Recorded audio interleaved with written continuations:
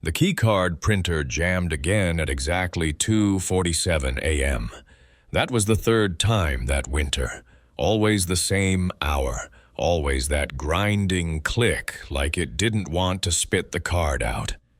Len was downstairs doing rounds, and I was alone at the front desk. Snow tapped gently against the windows in that soft, constant way that made it easy to forget how cold it really was outside. And then I heard the lobby door open. No footsteps, no voice, just that soft chime, and then silence. When I looked up, a man was already standing at the counter, coat soaked, hood up, not moving. He didn't blink when I greeted him. He just placed a room key on the desk, one of ours, and whispered, "Not until 2:47. Let me know where you're listening from tonight, and if you've ever stayed somewhere that just didn't feel quite right. And if these stories help keep you company, consider subscribing so you won't miss the next one." My name's Dana Ellis. I was 37 when this happened, working nights at a lodge in the Colorado Rockies, the kind of quiet, pine-wrapped place that fills up in the summer, but empties out once the snow comes. Most nights were uneventful.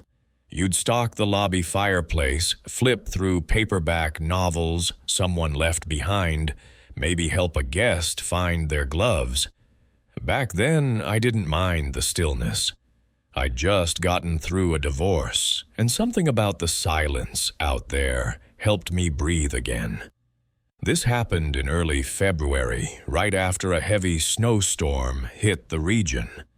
Power was flickering in and out. Cell service was a joke. I had the night shift again. Len Turner was the only other staff on duty, a quiet guy who handled maintenance and rounds while I covered reception. We had 5 guests checked in that night. A retired couple in room 101, a father and daughter on a ski trip, and one solo guest room 203. He'd booked late, walked in just after 10 p.m., and paid cash. Didn't say much. No smile, no small talk.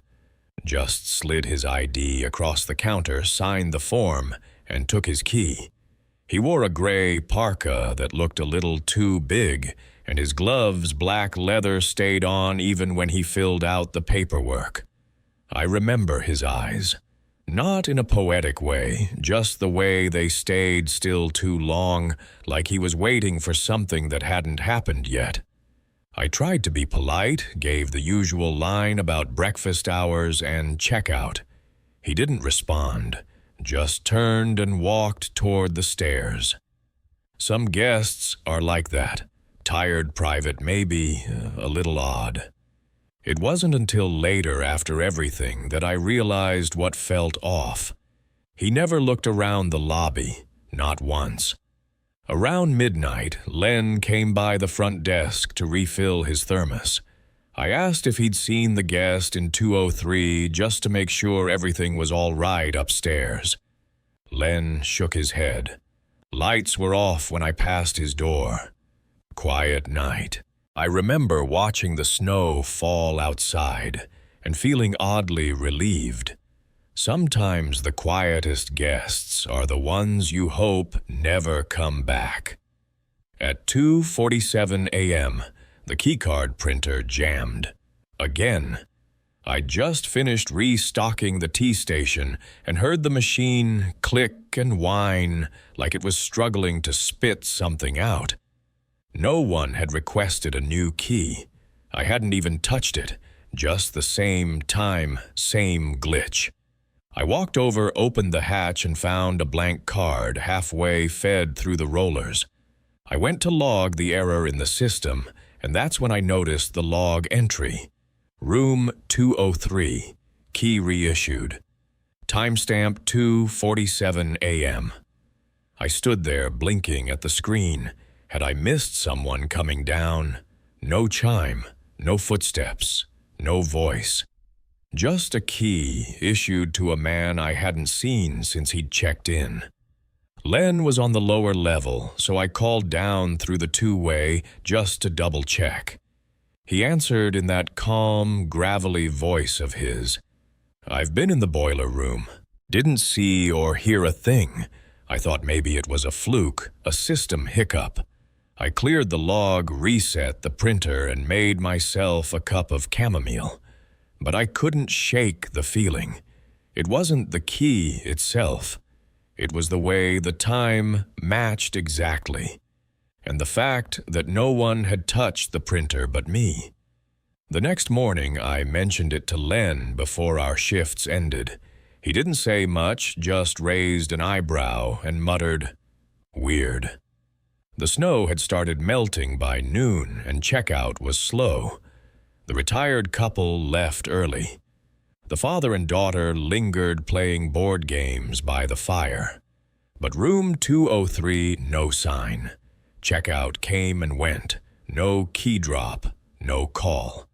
Eventually, I walked up to knock. I gave it 3 soft raps. No answer. I knocked again, a little louder. Still nothing. So I used the override key. The room was empty. Bed still made. Lights off. Not a single item out of place, except for one thing. The room key, the same one I'd issued at check-in, was sitting on the dresser. Not the new one, the original. I checked the bathroom, the closet, even under the bed. No bags, no jacket, no boots. Just the faintest scent of cold air and something else. A trace of ash, maybe, or damp fabric left too long in storage. I went back down, pulled the security footage. The guest never left through the lobby. No exit on record, no footage of him on the stairs. Just that moment at 10:04 p.m., the camera catching him walking in face partially shadowed by his hood, and nothing else. Len helped me search the back stairwell just in case. We found faint boot prints in the snow outside the service exit, not deep enough for fresh tracks, but they curved around the building and stopped at the tree line. No return prints, no path, just a shallow indentation where something heavy had been dragged or knelt. I filed the incident as an early checkout.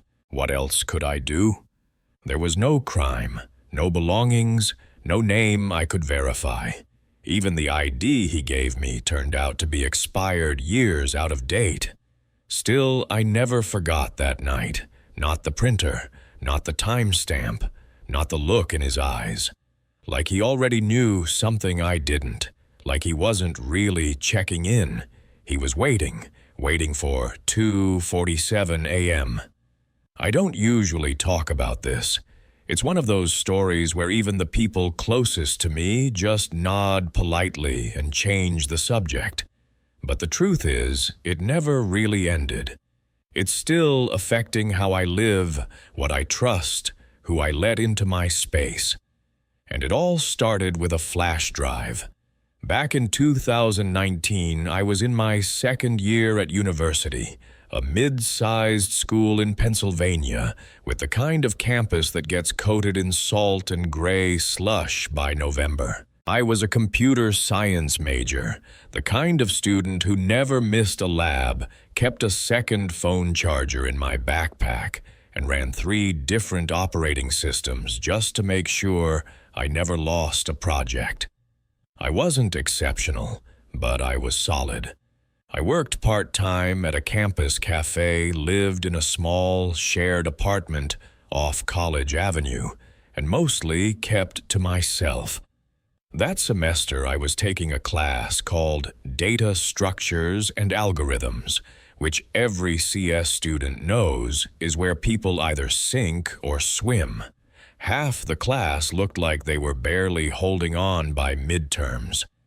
That's when I first met Jason. He was always sitting near the back of the room, hoodie up, earbuds, and never spoke unless directly addressed. I hadn't noticed him before, but one day after lecture, as I was packing up my laptop, he approached me. He looked anxious but polite, and asked if I'd be willing to help him study for the midterm. He said he was on academic probation and couldn't afford another failed exam. I didn't have much free time, but something about how desperate he looked got to me. I told him we could meet once or twice a week, library or student union, wherever he felt comfortable. The first few sessions were quiet. He took notes, nodded a lot, barely said a word outside of questions. He wasn't picking things up fast, but he kept showing up. That was enough for me. I figured maybe he was just overwhelmed. One afternoon, we were sitting in the student union when he mentioned his laptop had been acting weird, pop-ups, errors, random freezes. He asked if I knew any good security software. I rattled off a few options, and he nodded, then said he'd found a free program online, but wasn't sure if it was safe. Then he handed me a flash drive. Said I could test it on my laptop first, see if it ran okay. I should have known better. I worked in tech. I knew the risks, but I was distracted. We were mid-shift at the cafe later that day, and I tossed the flash drive into my apron pocket without thinking twice. During a slow hour, I plugged it in behind the register. The installer window that popped up looked generic white, background blue, shield icon, some name. Like System Defender Lite. I ran it, nothing flashy. A quick loading bar, then it disappeared. No shortcut, no confirmation. I figured it had failed to install. Over the next couple of days, my laptop started acting strange. At first, it was small things. The trackpad froze, Chrome crashed, the webcam light flickered even though no apps were open. I assumed it was just age or some bad update. I joked with my roommate that Jason's flash drive had cursed my machine. Then things escalated. My music apps opened themselves. Folders blinked open while I was typing. Once, while working on a group project late at night, I watched in real time as my mouse cursor moved on its own, slowly, deliberately, like someone else had control. I yanked the Ethernet cable and shut it down. My heart was racing. I wanted to tell myself it was a glitch, some internal error. But I'd spent enough time around machines to know when something was wrong. I rebooted in safe mode and ran every scan I could find. Malwarebytes, Defender, a couple Linux tools I had on standby. Nothing came up. Whatever it was hiding well. I thought maybe I was imagining things. Until I got the call from my sister. She was crying, asked if I was okay. I had no idea what she meant until she sent me the link. It was a thread on Reddit, hundreds of views, photos, private ones taken from my phone and synced to my laptop, screenshots of texts, a video, one that had clearly been recorded through my webcam while I was changing in my room. I felt sick. I couldn't breathe. I couldn't think. I slammed my laptop shut and left the apartment. Went straight to campus the next morning, shaking, exhausted, holding the flash drive in a plastic bag. I didn't even wait in line.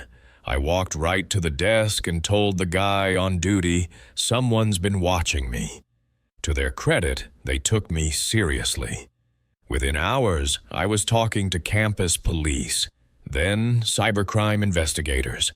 They took my laptop, asked for every detail I could remember. I didn't want to believe it was Jason.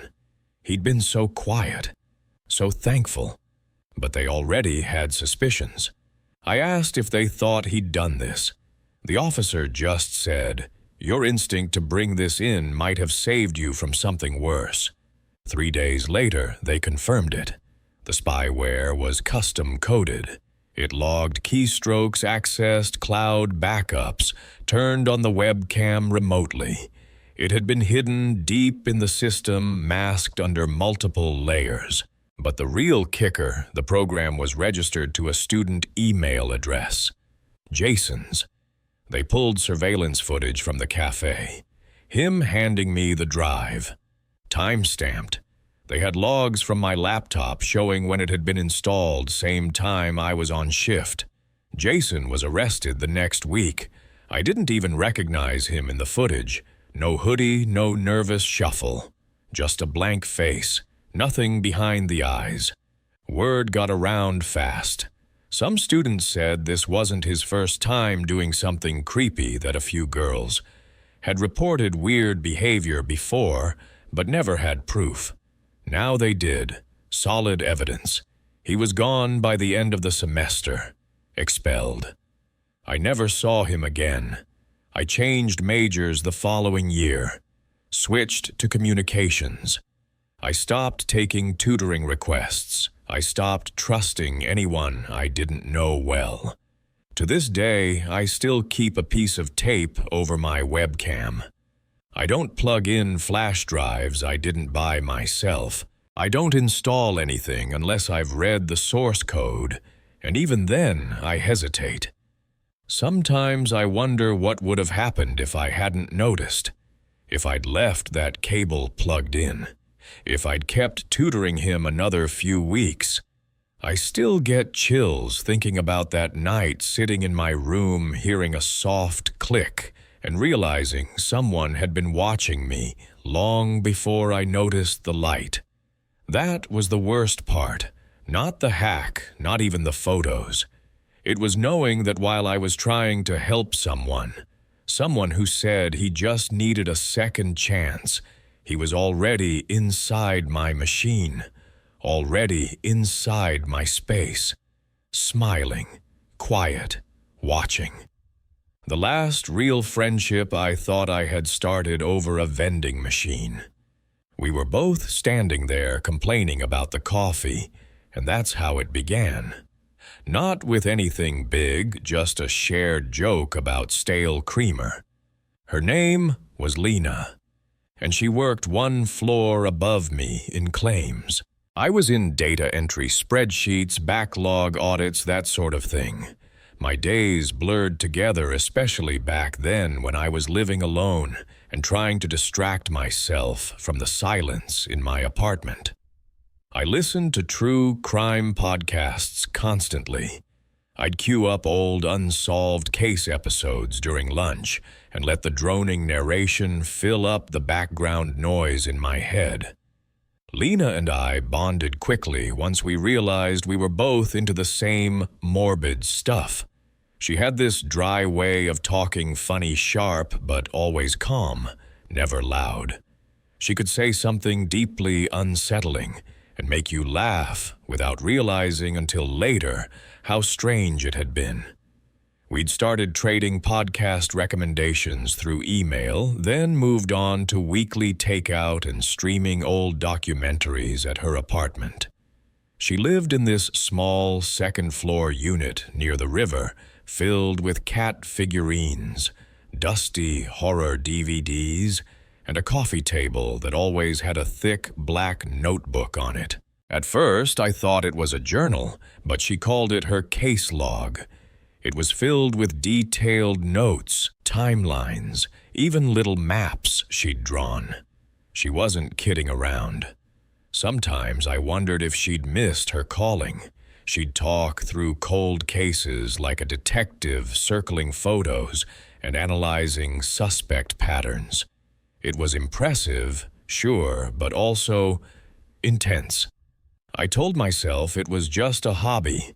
Plenty of people get obsessed with this stuff. I mean, I was too.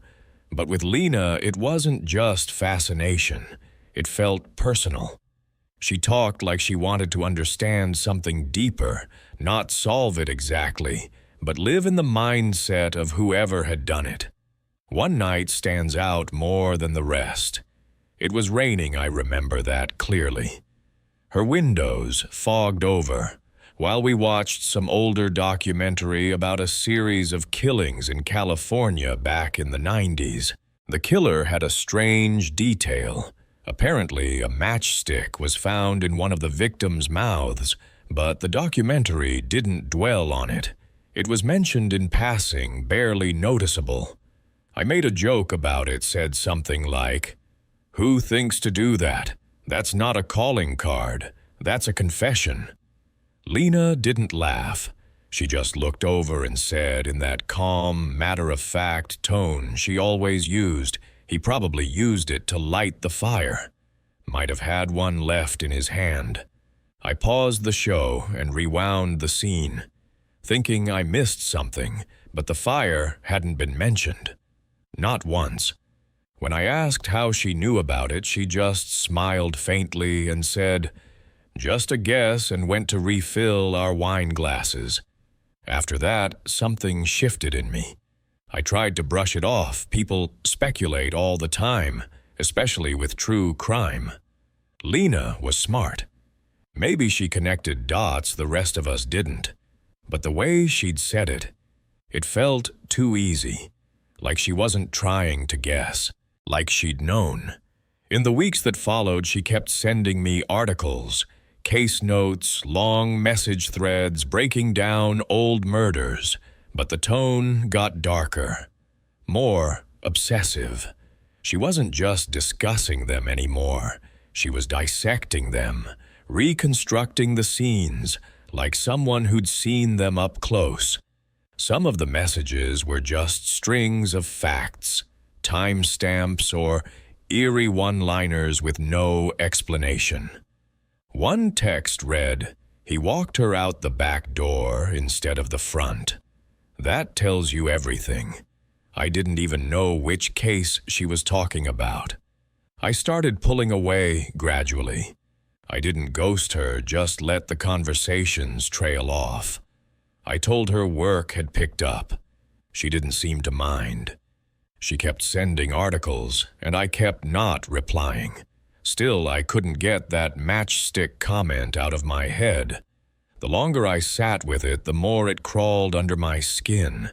Not just what she said, but how quickly she'd said it. Like it was already sitting on her tongue, waiting for the right moment to come out. Then the police showed up. It was a Thursday. I was at my desk halfway through a form reprocessing backlog when the receptionist buzzed me to say someone from an investigative unit was asking for me. I thought it was a joke at first, someone from another floor messing with me. I followed the officer to a quiet conference room, still half smiling, until I saw the badge. His name was Detective Hall. He was from a cold case unit. He asked if I knew a woman named Lena Wilcox. The air felt thinner after that. I said yes, explained we used to be close. He asked if she'd ever mentioned a matchstick. That was the moment my stomach dropped. Not because I thought it was about the documentary, but because I knew instantly that it wasn't. I told him everything. About the notebooks, the podcasts, the comment she made, her reaction. I expected him to raise an eyebrow, act surprised, but he didn't. He just nodded and wrote things down, like he already knew and was checking to see if I did too. I asked if she was in trouble. All he said was, "We believe she may have known the victim personally." Later that night, I looked up the case. A woman named Tara Greaves, 24, murdered in her apartment in 2001. No forced entry, no signs of a struggle, no suspect. And yes, one matchstick found in her mouth. There had never been an arrest, no known connection to Lena, and yet she'd described the scene like it was burned into her memory. Lena didn't come back to work after that. HR said she was on medical leave, but the rumors started before the weekend. Some said she was arrested. Others said she skipped town. One guy said she was probably watching all of us, seeing who talked. I deleted every photo, message, and voicemail she'd ever sent me. A week later, a detective followed up. Lena was a person of interest, but not in custody. She'd quit her lease and vanished the same day I spoke to Hall. Her car was found in a park 3 counties away, but there was no trace of her. No credit card activity, no cell signal. Just silence. Sometimes late at night I think about her notebook. The pages of timelines, the careful handwriting, the patterns she thought she saw. I wonder if she really was just that perceptive. If maybe she guessed right and the world panicked. Or maybe she wasn't guessing at all. Maybe she had always been close to the chaos because she helped create it. I stopped listening to true crime after that. It didn't feel like entertainment anymore. It felt like something you shouldn't touch unless you were prepared for it to touch back. I changed my number, moved apartments, stopped answering unknown calls. But I still flinch a little when someone casually mentions a cold case, like it's a puzzle to solve over coffee. Because now I know better. Some people don't just follow the darkness. Some people walk alongside it and never once feel the need to turn on a light. I don't volunteer very often. I've always been more of a behind-the-scenes kind of person, quiet, routine-driven, a little stretched thin from working shifts at the bookstore downtown and cramming for exams. But in October of my sophomore year, I got an email from one of my professors offering extra credit for anyone. Willing to help at a weekend food drive. Just a few hours of handing out boxes in a parking lot. I figured if it meant bumping my grade from a B to an A, I could spare the time. That's where I met Jamie. At least that's the name she gave me. She had this way of stepping into a space like she'd always belonged there. Bright pink hoodie, frizzy curls, pulled up into 2 messy buns, a Ziploc bag of trail mix she kept offering around like we were all old friends. From the minute she opened her mouth, it was like the air got lighter. She was funny, warm, always moving, cracking jokes about expired cans of beans, and handing me string cheese like we were on a field trip. Compared to the silence from most of the other volunteers, her energy was contagious. By the end of that first afternoon, we'd exchanged numbers and Instagram handles. She even offered me a ride home, which I turned down only because I had already promised my roommate I'd walk with her.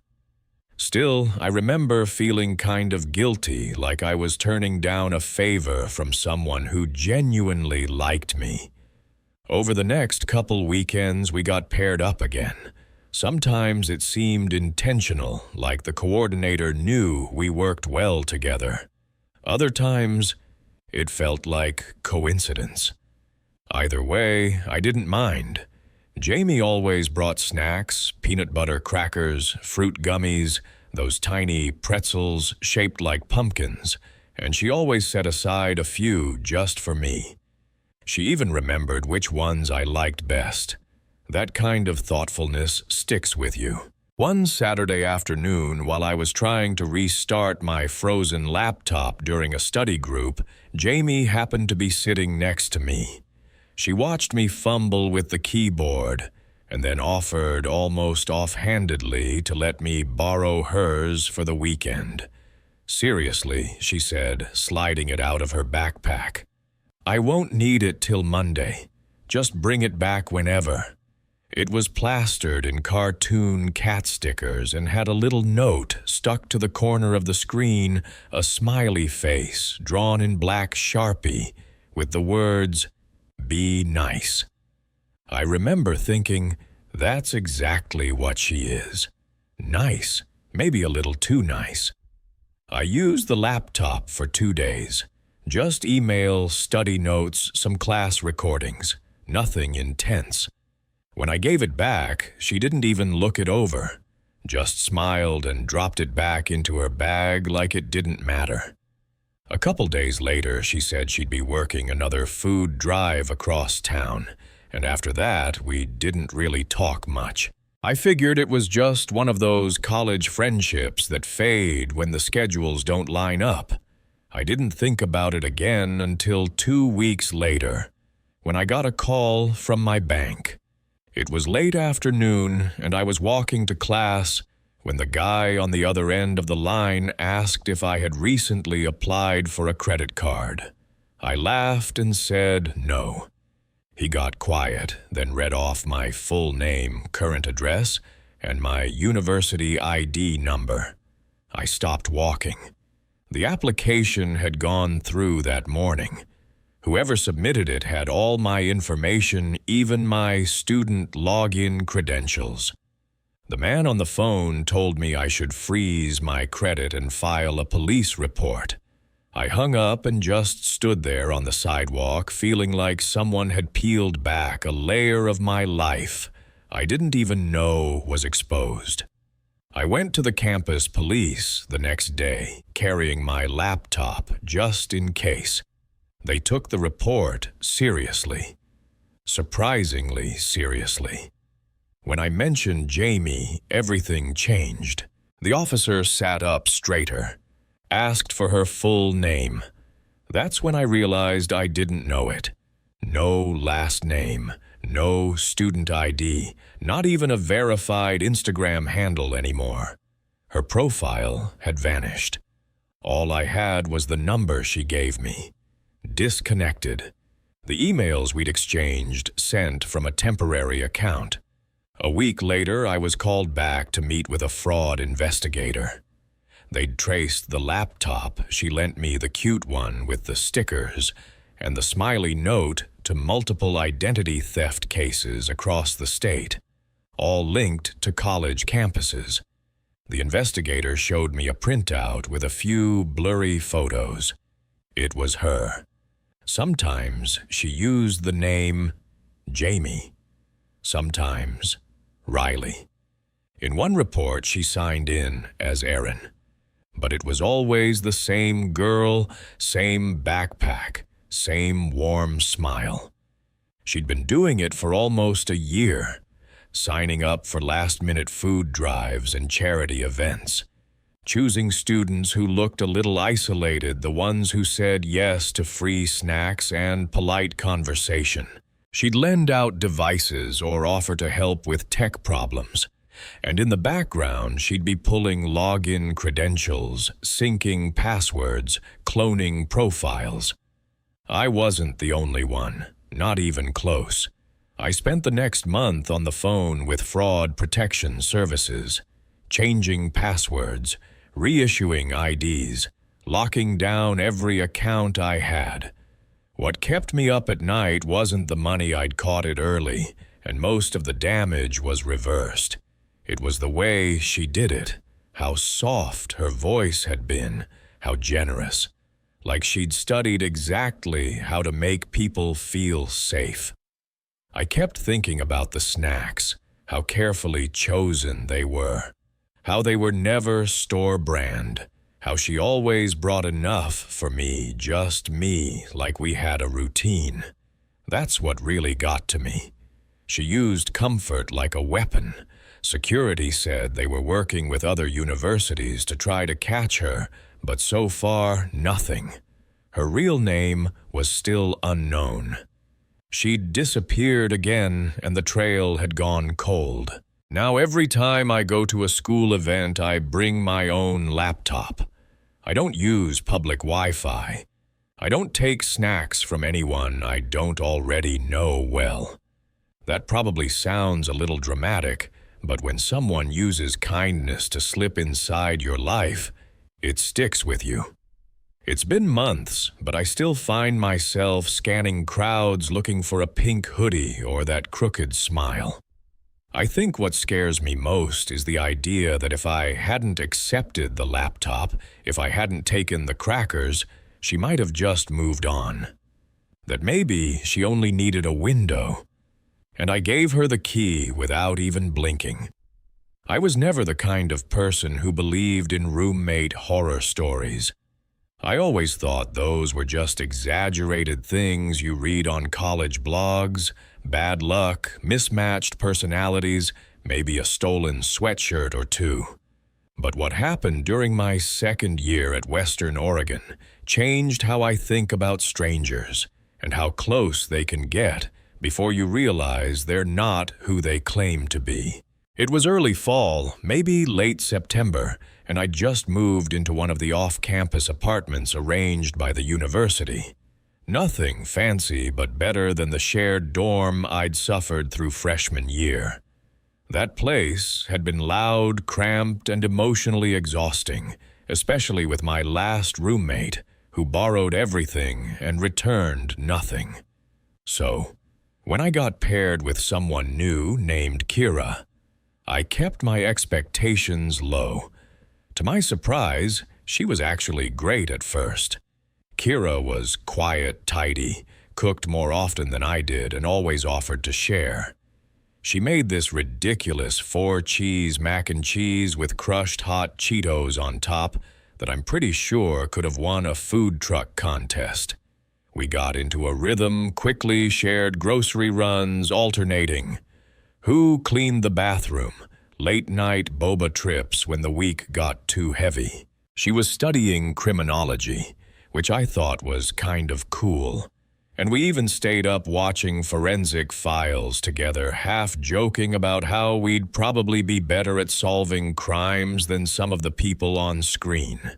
She had this dry, low-key sense of humor that caught me off guard sometimes. I don't think she ever raised her voice. She didn't talk much about her past, but that didn't seem weird to me. College is full of people reinventing themselves.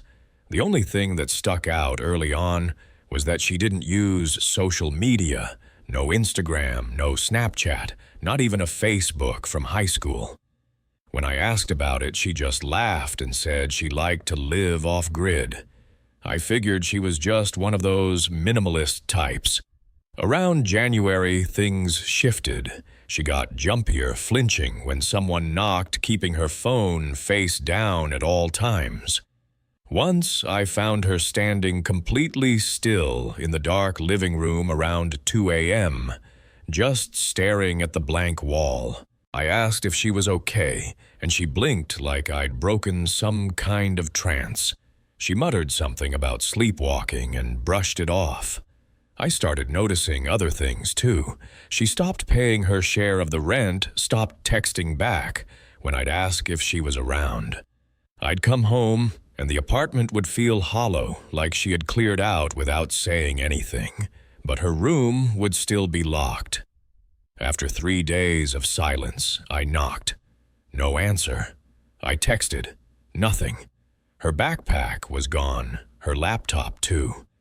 I gave it another day, and then I did something I never thought I'd do. I picked the lock on her bedroom door with a bobby pin. I'd never even tried that before. My hands were shaking the whole time. Her room looked empty, but not abandoned. The drawers were cleared out closet too, but the bed was still made, and a faint chemical smell hung in the air, sharp and bitter like rubbing alcohol. I almost turned around and walked out right then. But I noticed something under the desk, just barely taped to the underside of it, a shoebox. Inside were at least a dozen fake IDs. Different names, different states, all with Kira's face. There were prepaid debit cards, little stacks of cash, and at the very bottom, photos. They were of me, dozens of them. Some were innocent me, in the kitchen watching TV folding laundry. But one made my stomach twist so fast I nearly dropped the box. It was a photo of me asleep in my bed, taken from inside my room. I don't even lock my door when I'm home. Why would I used to trust her. I remember just sitting on the edge of her bed, frozen, holding that picture. I felt this strange, metallic taste in my mouth, like fear had a flavor. And then another thought hit me. The tea. Every time I had a long day, she'd offer to make me something to help me relax. "You look exhausted," she'd say. "Want me to make you something warm?" I used to think she was just being thoughtful. I called campus security, then the police. When they arrived and I showed them what I found, they went quiet.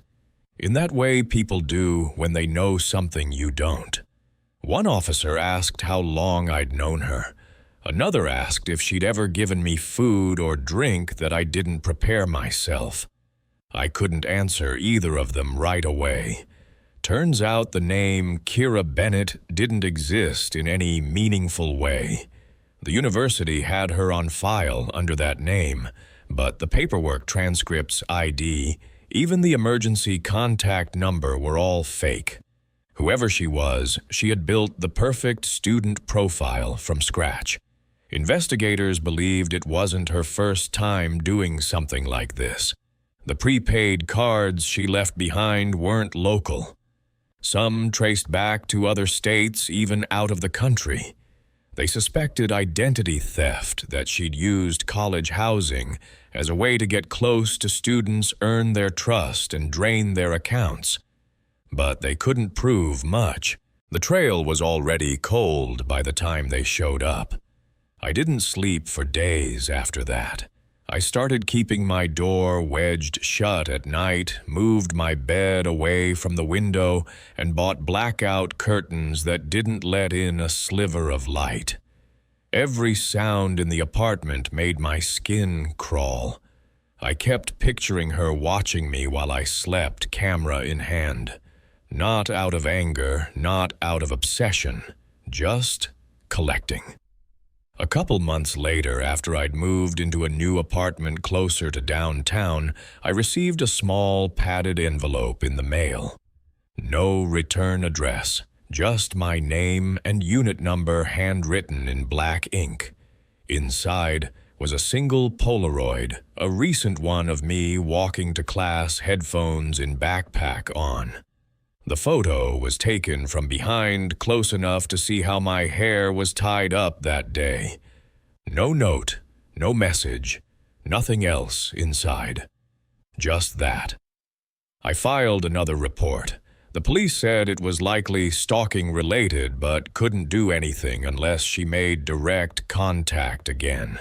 I started carrying pepper spray and a stun keychain. I haven't heard from her since. I never found out who she really was. Never learned what the photos were for or how many others there might have been. All I know is this monsters don't always knock. Sometimes they move. In quietly, offer you comfort, cook dinner, and tell you you're lucky to have such a good roommate. And then one day they vanish, leaving only silence, a shoebox, and the sickening realization that someone was studying you up close like a job they planned to do again. I took the state job because I thought it would be quiet. After spending most of my 20s working in hardware retail and feeling like I was being slowly swallowed by fluorescent lighting. The idea of walking trails and fixing boardwalks for a living sounded like something closer to peace. I didn't need much, just a modest paycheck, a cabin with heat and air that smelled like pine instead of melted plastic. The park was large, over 3,000 acres of thickets, lakes, and switchback trails that curled into the hills like veins. Most tourists came during spring and summer, leaving the fall months eerily still. By late October, it was mostly hunters, birders, and the odd overnight hiker trying to squeeze in one last trip before the first snow. I liked the quiet season best. Fewer people meant fewer problems. That was the year I was paired with a temporary ranger named Carla Drew, brought in from out of state to cover a vacancy. She had that breezy confidence of someone who'd spent a long time alone outdoors, the kind of woman who knew every plant name and could tell the weather just by looking at the sky. She wasn't big on small talk, which suited me fine. We'd check the trails, repair signs, restock the firewood bins near the cabins, and radio back to base twice a day. That was our rhythm. Uneventful, until it wasn't. It started with a missing boy. 10 years old, wandered off from his family's sight while they were packing up their RV. It was near dusk when they realized he was gone, and by the time Carla and I were called to assist, the woods had already swallowed the light. We gathered at the ranger station with a few volunteers and the local sheriff's deputy. I remember the boy's mother kept twisting a napkin in her hands like it was the only thing keeping her anchored. She gave a description: red hoodie, gray pants, blue rain boots, and sobbed into her husband's shoulder. Carla stepped up quickly, organizing the search like she'd done it 100 times. She assigned me Trail 6, the one that looped into the deeper, unlit part of the park, and said with a half smile, "You'll be fine. Just call out if you see anything." I didn't want to admit it, but I hated Trail 6 after dark.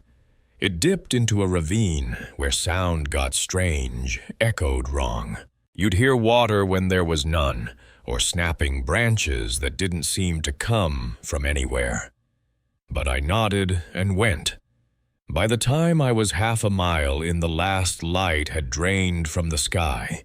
My flashlight beam wobbled over the leaf litter, and every few minutes I'd stop and call out the boy's name. No reply, not even birdsong. I thought I heard something splash to my right, but when I shone the light there, it was just a pile of wet leaves. I passed marker post 6B and paused.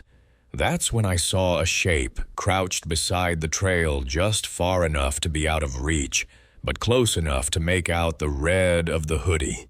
I called out, Hey, buddy, it's okay. We've been looking for you." The boy didn't move. He just stayed there, knees drawn up, arms around them. I stepped closer, trying not to startle him. My boot hit a loose stone and I stumbled, catching myself on a low branch. When I looked up again, he was gone. Not just moved, gone. No sound. No brush of leaves, no snapping twigs. Just gone. I radioed Carla. Static. Tried again. Still static. I doubled back to the post and searched the brush. Nothing. But I did find something else, the blue rain boots.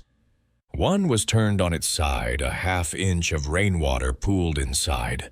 The other was still upright, as if he'd just stepped out of them. My flashlight flickered and went out. Dead batteries, though I'd checked them that morning. I stood there for a full minute, unsure what to do, surrounded by trees that had gone from sheltering to looming. That's the word that kept coming to mind, looming. Like the whole forest had shifted its posture when I wasn't looking. Eventually, I made my way back using the dim red glow from my backup keychain light. When I reached the ranger station, Carla was already there, speaking with the sheriff. I started telling them what happened, but she cut in, said I must have seen shadows, that maybe I got turned around. The boy had been found, she said, just 10 minutes ago near the lake. Wet, shaken, but okay. His mother was with him. I asked if he said anything about where he'd been. Carla shook her head too fast. He's just a kid. Got scared and hid. I didn't sleep well that night. The next morning I stopped by the maintenance shed to grab some gloves and saw Carla inside with a box I didn't recognize. She looked surprised, then smiled like nothing was wrong. Said she was reorganizing supplies before her contract ended. I asked about the search, what she thought really happened. She paused a beat too long and said, "Some kids get lost on purpose. You'd be surprised how often it happens." 2 days later, she was gone. Her contract ended and she left. Before dawn, without saying goodbye. A few weeks after that, the parents called back. The boy had changed, wouldn't sleep in his room, said the trees whispered to him, drew pictures of tall shapes in the dark. Always two eyes, never faces. I tried to write Carla just to ask not accuse, but the return address on her forms didn't exist. I searched online, but no ranger by that name had ever worked in the state. Her personnel file had no references, no certifications. Just a signature and a start date. I don't know who she was. I don't know what she saw on Trail 6 or why she picked that route for me. I only know what the boy said later when they took him to a child psychologist. He kept repeating the same sentence whenever they asked about the woods. She told me I'd be fine, but she never came back. I spent the better part of 2014 driving between small towns in Nebraska, photographing grain elevators and shuttered post offices for a regional magazine no one really read. It was decent work, if a little isolating. I got paid per image, which meant long days, early mornings, and cheap motels by the highway. I didn't mind. The places were quiet, and the stories I collected, at least the ones I told myself, helped pass the time. It was in early November when I arrived in Preston, a town so small it didn't have a stoplight, just a co-op, an abandoned schoolhouse, and a motel set back behind an old gas station. The Dunley Motor Lodge had 6 rooms. All the doors were painted the same faded green with brass numbers, nailed slightly off-center. A handwritten sign in the lobby read, "No check-ins." After 9 p.m. It was 8:46 when I knocked. A thin woman with wispy gray hair and a denim vest answered Iris, she said, the owner. She gave me room 5 and warned me not to park in front of room 3. "That one's taken," she said, though I didn't see any other cars in the lot. The rooms were exactly what you'd expect, stale carpet, humming mini fridge, floral quilt. I unpacked my camera gear, ate a gas station sandwich, and planned to leave just after sunrise. But sometime after midnight, I was woken by the distinct sound of someone breathing on the other side of the wall. It wasn't loud, but it was steady. Not snoring, just a slow, shallow inhale. Exhale over and over, close enough to feel imagined warmth. The walls were thin, so I figured whoever was in room 3 had fallen asleep with their head right near the adjoining wall. I put on headphones and tried not to overthink it. The next morning I saw Iris outside, feeding the cat that lived beneath the ice machine.